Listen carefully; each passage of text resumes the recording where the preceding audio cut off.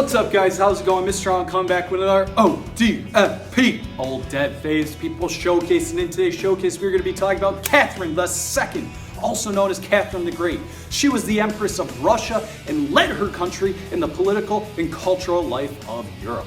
She was known for being an enlightened despot and carried on the work / modernization / reforms that had begun under this guy, Peter the Great. Now, Catherine the Great story begins on May 2nd, 1729 in Stettin, Prussia, now modern-day Poland, when she was born. She started out as a minor German princess and became fluent in the German, French, and Russian languages. In 1744, Catherine traveled with her mother to Russia and was soon set up with the Grand Duke Peter III.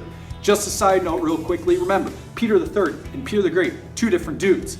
The couple quickly became engaged, and Catherine converted to the Russian Orthodox faith despite her Lutheran upbringing. Now, on August 21st, 1745, Catherine married into the Russian royal family, therefore becoming a Grand Duchess. She and Peter proved to be anything but a happy couple, however. Peter was often seen as being immature and juvenile, preferring to play with toy soldiers and mistresses than to be with his wife. Catherine II developed her own pastimes, which included reading extensively. In 1761, the Russian Empress Elizabeth died, and Catherine's husband assumed the throne. Now, at this point in their lives, Catherine and Peter were really just leading two separate lives. Peter was openly cruel to Catherine and often discussed pushing her aside to allow his mistresses to rule with him. After 6 months, Peter, though, was overthrown in a coup d'etat orchestrated by our gal, Catherine. Now, a coup d'etat is a sudden, violent, and illegal seizure of power from government. And Catherine was believed to have conspired with her real lover, Gregory Orlov, along with others to unseat the unpopular Peter. Now, she was able to get Peter to step down from power and eventually assume control herself. And a few days later, Peter was strangled and mysteriously died. And the exact role Catherine played in her husband's death is still unclear to this day. Now, once Catherine gained political power, she made an effort to address social and political reforms.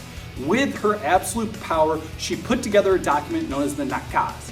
The Nakaz provided instructions on how the country's legal system should be run and emphasized equality by eliminating capital punishment as well as torture. Now, Catherine also encouraged political discussion and reflected Enlightenment ideals when she created the Legislative Commission in 1767, which allowed Russians from differing socio and economic classes to come together.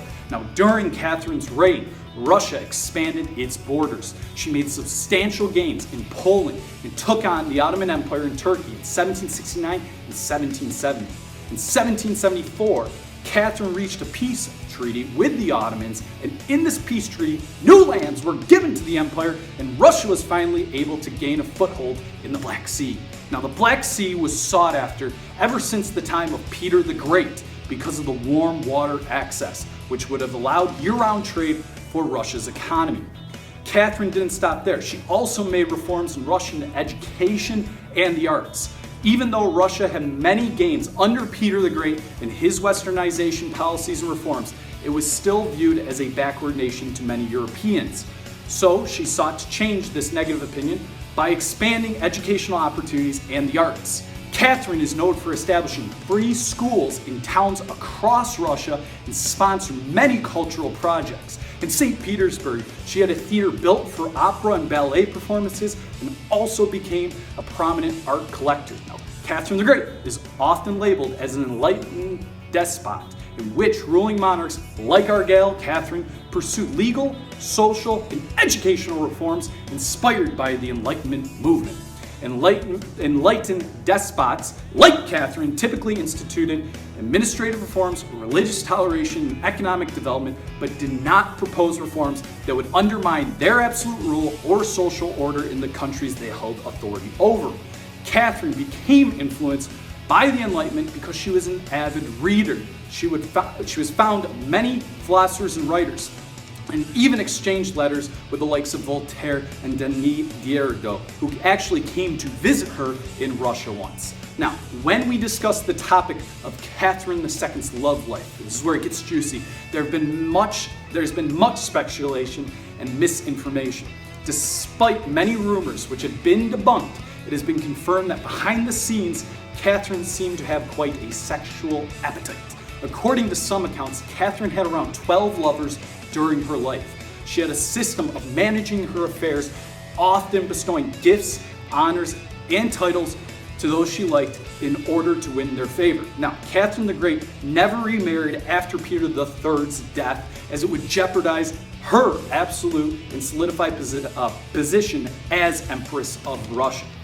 Eventually, though, guys, in 1796, Catherine's health began to deteriorate and it turned for the worse after what she had really experienced as several decades as Russia's absolute ruler. In mid-November of that same year, she was found unconscious on the floor of her bathroom, and it was thought that she suffered a stroke. She eventually died a day later and was laid to rest in the Cathedral of St. Peter and St. Paul alongside her late husband, Peter III. Now, in terms of Catherine the Great's final legacy, she's often remembered for her romantic liaisons more than her actual accomplishments. Historians have also criticized her for not improving the lives of serfs who were the majority of the Russian population. Still, however, Catherine made significant contributions to Russia, bringing forth educational reforms and a newfound appreciation for the arts. As Empress, Catherine also extended the country's boundaries through military might and diplomatic prowess.